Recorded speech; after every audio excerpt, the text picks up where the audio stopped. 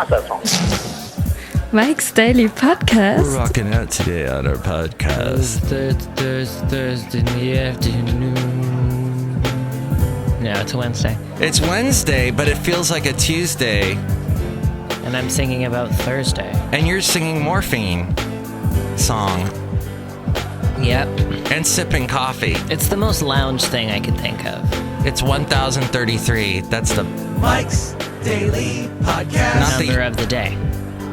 No, it's a podcast, not the day. You know, yesterday was 2/16. Mike's Daily Podcast. 2016. 2/16/2016. And we said nothing about that. So I have to bleep myself because I said something Brit. Oh, I'm British and I can't sing. I like bubbles and bangers and squeaking. Sting. Because he's from England. Mike's Daily Podcast. He was in a band called The Police and they sang Roxanne! Mike's Turn on the Daily red light. Podcast. Yeah! I forgot there was words there. It's been too long. You were singing all over my chorus. But you know, that sounds cool. Don't you like those rock songs where they're singing the chorus and then like the lead singer just sings all over it on some other thing? No. You don't like that? No. Do you know how many of those I've heard? Do you know how many of those there are? Well, I'm trying to think of one right now. I know Paul Carrick used to do it a lot, but I'm going back to the 80s for that sort of thing. Yeah, well, I mean, recent songs, not too many. Or kind of like your Motown things, like where Stevie Wonder would kind of go sing the... I can't think of any examples. Do you know what people used to love and I hated? When you watch the James Brown performances, and there's just the huge spaces of music where he does that weird thing where he like... Dances? They like put the cape over him. Oh, yeah. Like, what's up with that? I never got it. Like the big music theatrical part of it, of the show? And like he's just got a cape over him and then he kind of bursts out of the cape. And Elvis did that too. What is that? I think they call it vamping. But they just let the music play. Yeah, the music playing, that's vamping. Oh, look who just walked in. Hello, Michael Matthew. I am Madame Rutabaga and I am a vampire. Oh, I knew it. I'm going to bite you, Hayley. I knew she was Romanian. I'm going to bite you. I'm a Romanian. Oh, no, I'm not. I just have a cold. That's going around. Our engineer had a cold. Not John Deere, the engineer, but the Mike, the engineer. We have a lot of mics. We have so many mics that work here. It's interesting. We almost have more mics than mics. Than microphones. Everywhere I work, Hayley, in radio, I always am one of many. For example, here I'm one of many mics. At my other radio job, back in Alabama, I was one of many bald people. Like there were all these bald white guys. Well, which makes sense in Alabama because they're all skinheads and they want to burn the flag. Wait. No. That's No, Berkeley. well- Look who else just walked in. How dare you walk in as Hayley was about to say something? Sorry about that, Hayley. How you doing, Hayley? It's Valentino the parking attendant. And this is Bison Bentley. Do you know that? All right, guys. Hayley was about to speak. I was just saying, skinheads, they'd burn the flag. It's terrible. If the flag represented Obama, because they don't like Obama. Well, I mean, skinheads are the neo-Nazis. So I guess they are nationalists, which means that they would be more for America.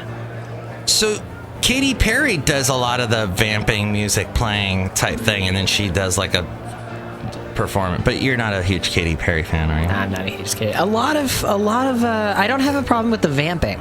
No. I don't have a problem with the vamping. I don't have problems with whatever performance. How about I just don't get the cape thing. Oh, okay. That's cape. all. I just don't understand it.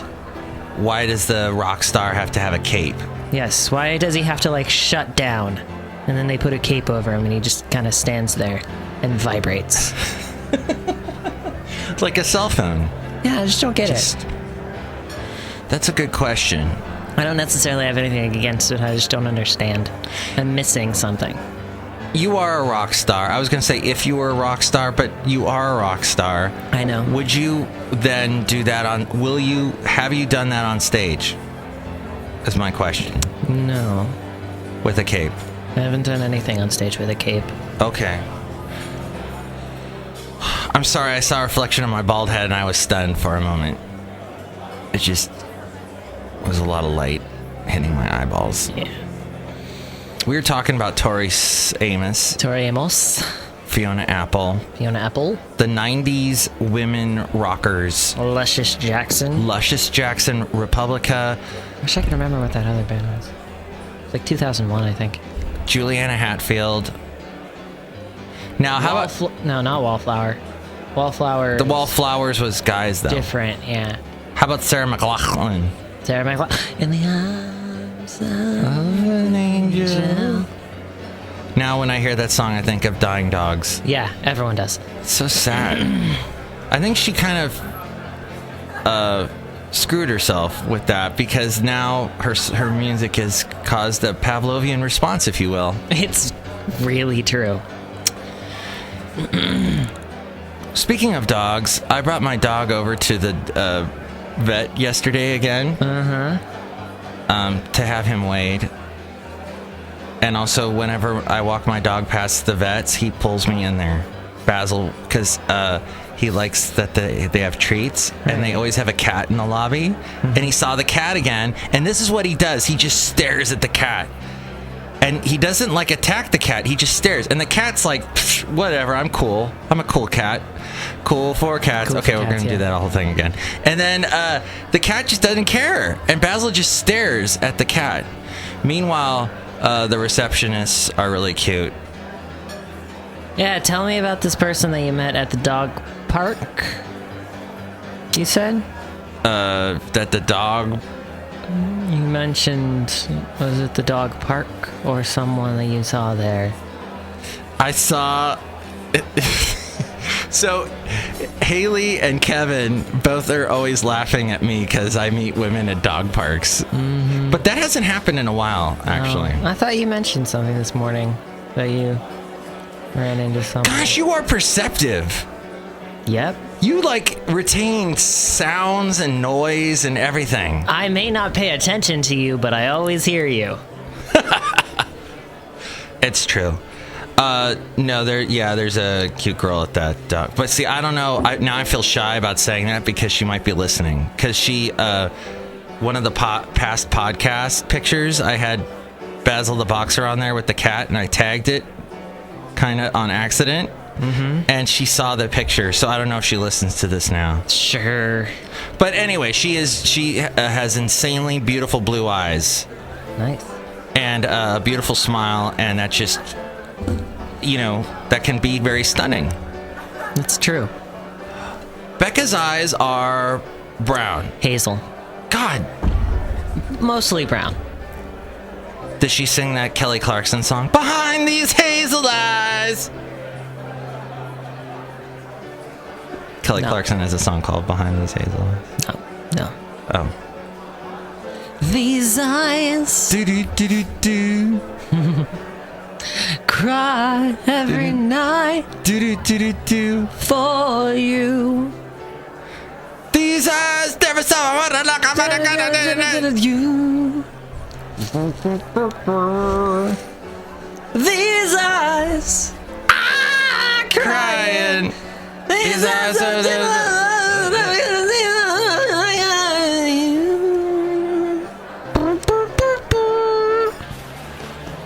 let's go outside a cafe anyway. We're bringing Mike's Daily Podcast and we're in Podcast Valley. Did you not have a segment or anything today? I don't know. What should I do a segment about today? I don't know. Yesterday was sort of a news segment. Oh, where's my phone? That's a good question. Oh, well. Oh, it's in the... I was listening to a fascinating podcast about Bernie Sanders. Interesting. Bernie Sanders grew up in a very small 2-room tenement in Brooklyn, thus the accent. And he, his mom always looked... Oh, his dad sold paint. They're not sure if he sold it from a store or like on the road. And the mom of Bernie Sanders said to Bernie and his brother Larry, who was about 8 years older, Bernie, Larry, someday we are gonna be living in a house. You watch. And she died. They never got to live in a house with her mom. Why are you doing a one-hand clap? Or one clap? Oh, that is a one-hand clap. Take that, Buddhist priest. Bernie then goes to Chicago, University of Chicago, gets involved with the whole anti-Vietnam War, free love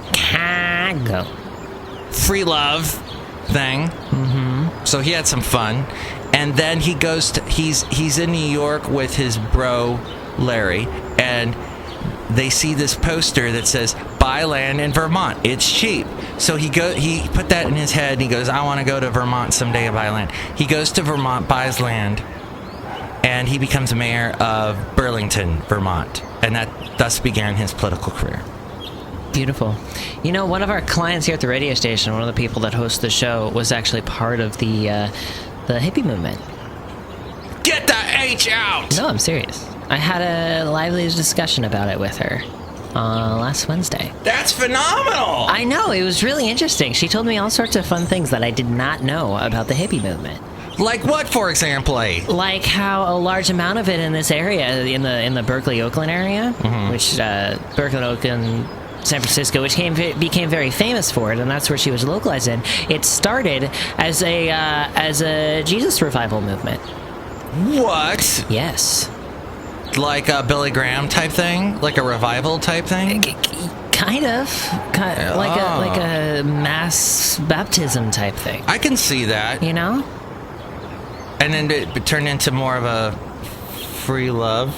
And then she says, so I don't know whether to particularly believe this or not, but I do know that it has been true in numerous situations. Basically, the government, in an effort to take back the white children that were joining in with all these black people that were in this movement as well and sort of joining forces for this love movement, the government introduced drugs into the system. Oh. Which basically turned what she called the love movement into the free love movement. Oh. Which completely changed the scene and became the hippie movement that we know of today. Ah. Isn't that interesting? Drugs. So some government guy came along and said, hey there, hippie guy, have some drugs. Yeah. And it just went from there. Well, I mean, I don't want to get too conspiracy theories, but it's kind of a somewhat known fact that the CIA back in the 60s and earlier was introducing drugs into lower class. I heard like crack had something to do with that. Yeah. In the 80s. Yeah. Crack, cocaine, crack cocaine, primarily, but the CIA was making their money by selling drugs to low-income neighborhoods, which meant that those neighborhoods would stay low income, and the CIA would get money. Wow. Wait, what would the CIA get money from? They're the ones selling the drugs. Oh, okay. Okay. Thus widening the gap between the rich of America and the poverty-stricken of America. I see. What a beautiful day out here on the patio of Cafe Anyway. Madame Rutabaga's a vampire. Everything's good. Our world is not corrupt. Did you see Smashing Pumpkins are coming to the Bay Area? Speaking of 90s women. No, but I did see the Bobblehead are coming to Sacramento. Wait, the band that I interviewed, the Bobbleheads? Yep. They're going to Sacramento. How did you find out about that John Ashfield and everything? It was a suggested event on Facebook. Get out! Mm-hmm. They Way were to like, go. you might want to go see this. And I was like, sure, Facebook. Now we just need to get you out to Sacramento. No? No Sacramento? Okay. Well, we could talk like we're Beatles. I got to go out to Sacramento. I like to go out there. I'm George. And I'm Ringo. I was taking lots of drugs, and then I visited San Francisco, and I saw the free love movement, and I decided that I wasn't going to be taking drugs anymore. True story. That was beautiful. That was almost like a haiku, Garth. That was George Harrison's point where he stopped taking like hallucinogens and stuff.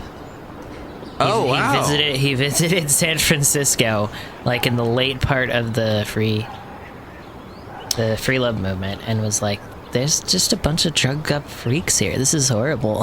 Huh. Interesting. I was going to bring up a different topic. He still died from brain cancer.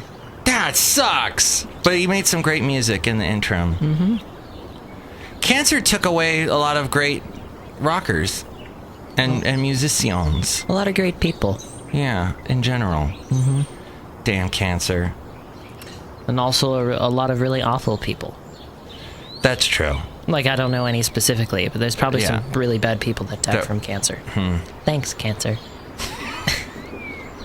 Double-edged sword is what that is. Oh, so Jay sucks a whole load. He said on his show, he said double standard because he was talking about Schumer saying, like back in the day with Bush appointing a Supreme Court, we need to wait till after the election before we... and then they fast-forwarded to now, where he's saying, we got to appoint a Supreme Court justice now, after Antonin Scalia died. But the funny thing is, everything Jay Sekulow says is double standard. Yeah.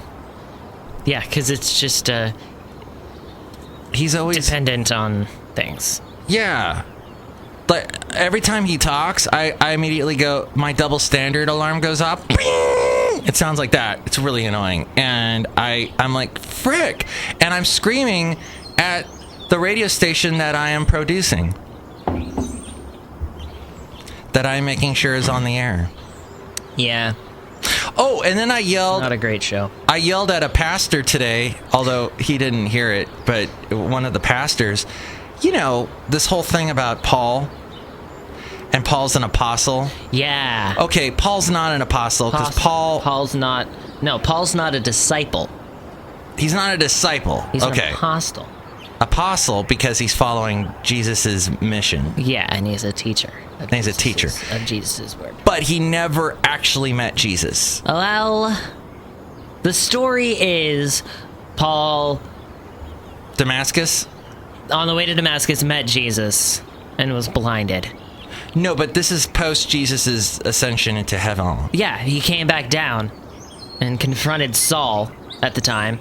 Was like, stop killing Christians! Oh, see now... And then Saul became Paul. My timeline is that Jesus went back up to heaven, and then Saul's, meanwhile, killing Christians. Yeah, that's what it was. He went back up to heaven, and then Saul was killing a bunch of Christians. Right. Yeah. And then a light blind Saul on the road to Damascus. See, it was Jesus who visited Saul. From heaven. That's what the blinding light was. He came down from heaven. Mm-hmm. Okay. So, I understand Christianity is full of faith and whatnot, and you believe things that, you know, other people would go, that's impossible! Mm-hmm. But that, to me, is just sort of like you're leaving... That's sort of like me. What if I said that? What if I was like, I need a new gig. I'll just start saying, blinding light hit me. I have a lot of suspicions about Paul. Like, Paul's... Like the New Testament is... The Jesus books. The Gospel. The Gospel. The four books. The first four books. Yeah. The Matthew, Gospel Mark, Luke, of John. Jesus. Revelation... And then Paul's teachings. Exactly. You know?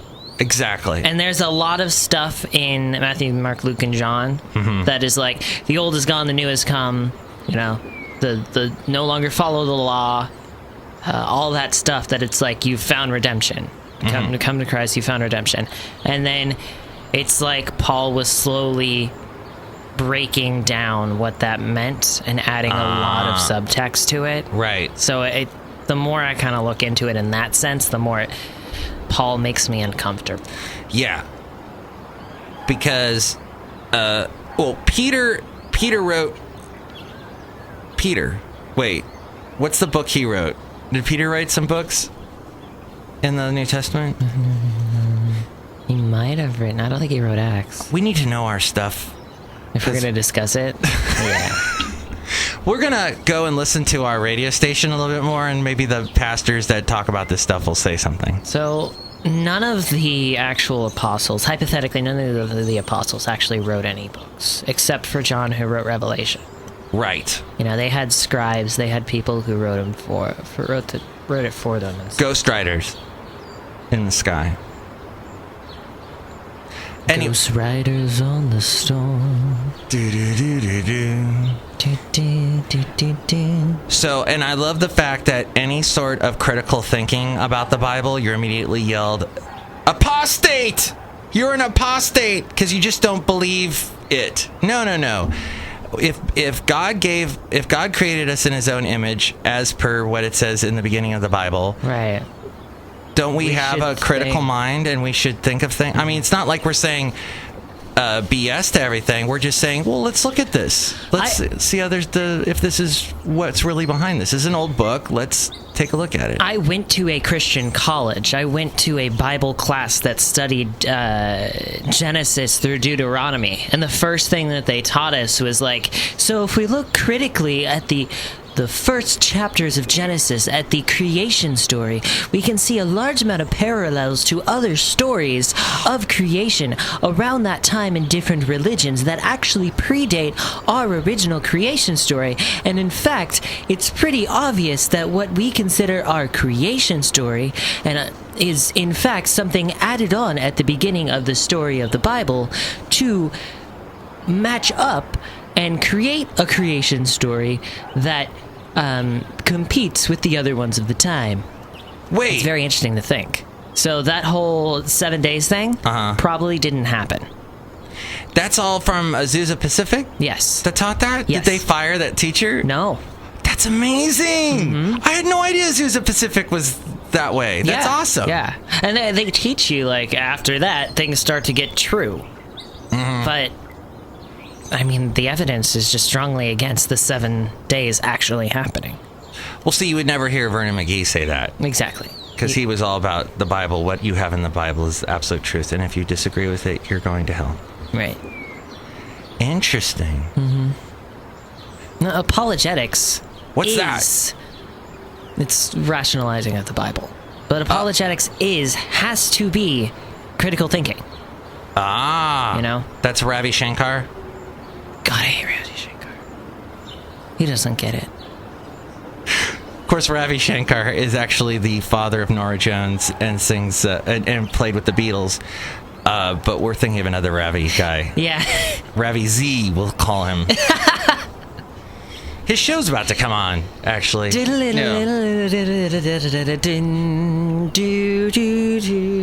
It's all very interesting.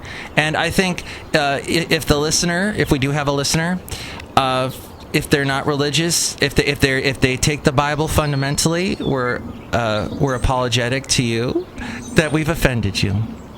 But we're just saying critical thinking, etc. We're not saying it's completely throwing it out with the bathwater. Right.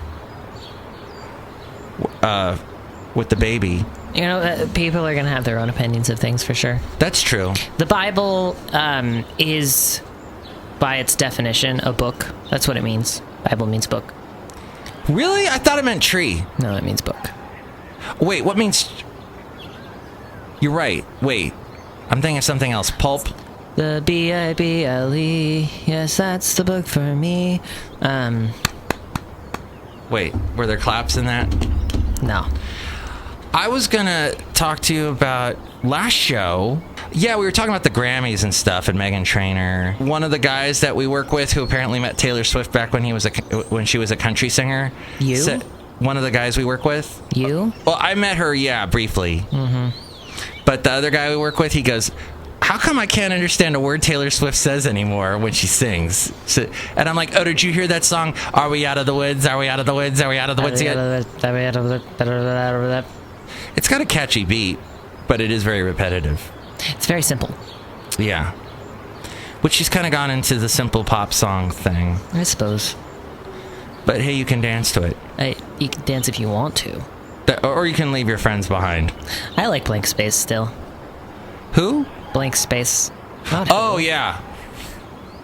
And Albright, who is so freaking good. They were playing, dun, dun, dun, dun. Ever since I was a young boy, I played the silver ball. From Soho down to Brighton, I must have played a ball, but I ain't seen nothing like him in any amusement hall. That deaf, dumb, and blind kid Sure plays a mean pinball. Dun, dun, dun, dun. I'm like, what a awesome freaking song. And Kevin's gonna go see them, and he's kind of like, yeah, I guess it's gonna be a good show. It's going to be a loud show. I'm like, Kevin, it's the freaking Who. It's going to be a loud show. That's what you know. Well, The Who is infamous for just super loud concerts. and Whistle's gone. Moon's gone. Yeah. Is Townsend even touring with them? I don't even know. I don't know. If it's Is it just Dalton? It might just be Roger Daltrey. Oh, yeah, Daughtry, sorry. Not to be confused with the bald singer from American Idol, just called Daughtry. Oh, God. I forgot about Daughtry. Why do you remind me of Daughtry? 'Cause I'm coming home to the place where I belong. I said to Dalton, the guy that is from KOHL that does the sports show, oh, I played him the best of Hayley that I had last week where you did it. And a ball is made out of leather with the stitching. And we were talking about how that would be our sports podcast, is Yeah. you describing what the balls are in games. To understand the ball, you must first know what a ball is. And he looked at me, and he really has no expression in his face ever. And he was just sort of like, oh, like he didn't understand. But then, as I was leaving work, the Grammys came on, and I'm like, oh, look, there's John Legend. He has an interesting way of saying his R's. He's like, I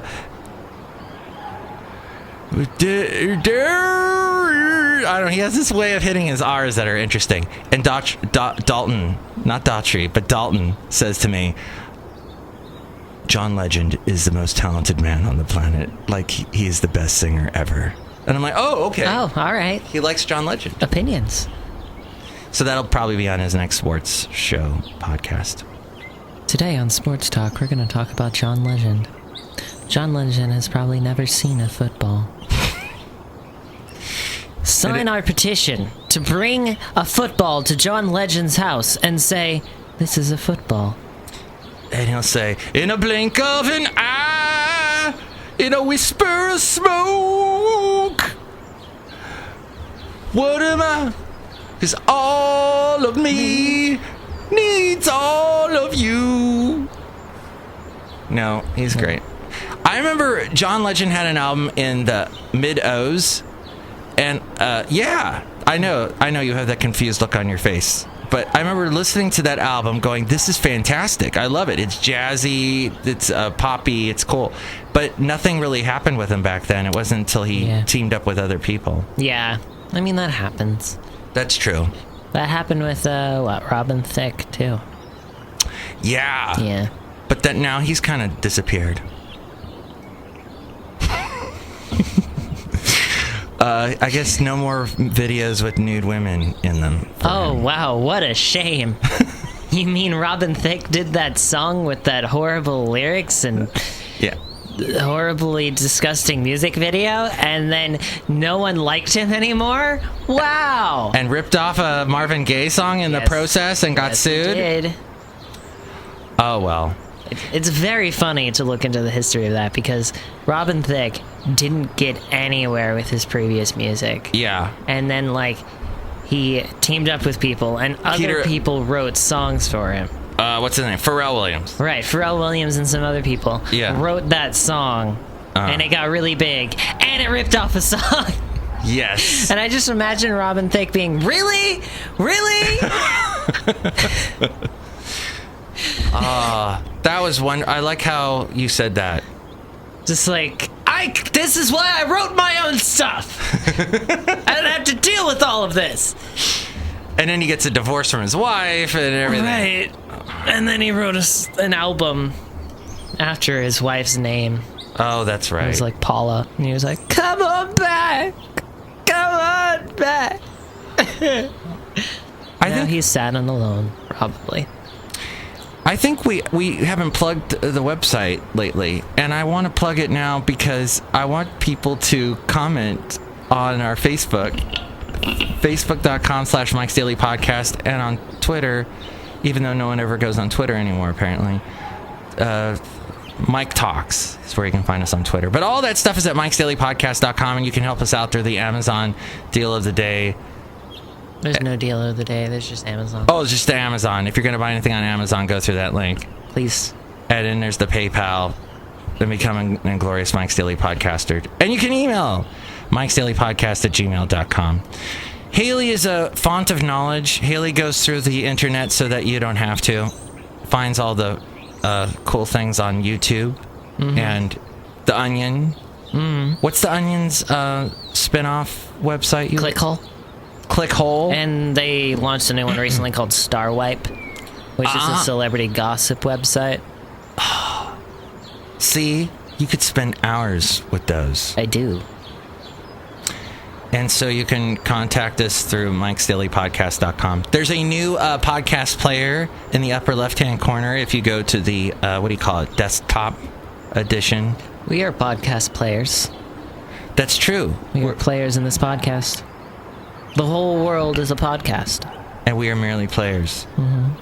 Do you have anything to say to Madame Rutabaga, Valentino, or Bison Bentley? Not a damn thing, my guy. Not a damn thing, my God. You know, I have never seen... Wait, I did see you drunk on New Year's Eve. I wasn't drunk. You weren't? No. Then damn it! So this is the closest I'll come to seeing you drunk is at 6:13 in the morning on a Wednesday morning, barely any sleep. You yanked out of bed, had to get on your razor and come to work. Was it windy for you? Oh, it was so windy. It's windy as crap right now. Oh, it was the worst. The temperature was nice. It wasn't cold at all, but it was so... And that's tough for you because you're on a scooter and it's windy. Everyone knows it's windy. Da da da da da da da. We can't get better than that. That's the end. Should we end this thing? Yeah. Okay.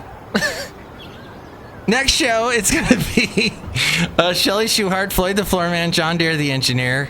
Maybe a segment. I don't know. Screw the segments. Basically. My brain hurts. Doctor! Doctor! What's that It'll from? have to come out then. My brain? Yeah! Nurse! Nurse! It's Monty Python. They're Gumby sketches. Oh! Have you seen those? No. They had a character, and they called him Gumby. And he would always wear, like, really high-waist pants. Oh, Gumby! Yes. And a handkerchief on his head. Yeah. And they'd all be yelling, constantly. And they had the one where... What's that noise? It's my mom making a joke. Is it funny? She says, so were you able to catch the bus as it blew by, or did you just hang onto your scooter and get blown all the way to work? She is so funny! That rivals Monty Python's humor. And here's today's podcast picture. The podcast picture today is what happened. It's a picture. Oh, when I went to the Super Bowl city. Look at this photograph. And It's a Super Bowl city. and the Ferry Building had a 50 on it. It was all kind of crowded. That was it. There was people running everywhere. And this building's got a number on it. It's a pretty big one, too. But not as big as 10 million. At least I'm pretty sure. That's as close as I want to get to Chad Kroger, really, ever. Look at this photograph. Every time I do, it makes me laugh. Every time I do, it makes me laugh. Every time I do, it makes me laugh. Mike's Daily Podcast is written and produced and performed by Mike Matthews. His podcast is super easy to find.